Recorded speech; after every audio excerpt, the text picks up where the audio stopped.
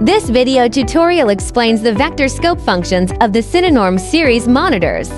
It applies to the BM5-4WR, BM5-4, and BM7-DS models. First, tap the screen to bring up the menu. Tap the Add button. Select Waveforms. Then tap Vectorscope to add and enable this function. On this page, there are 4 parameters you can adjust: opacity, load LUT, full screen, and position. Tap opacity, and you will see 4 options: off, 25%, 50%, and 75%. You can adjust the opacity of the Vectorscope according to your needs.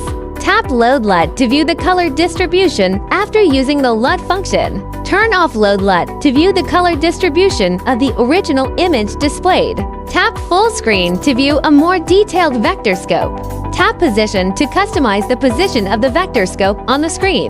That's all introduction to the Vectorscope functions of CINENORM series monitors.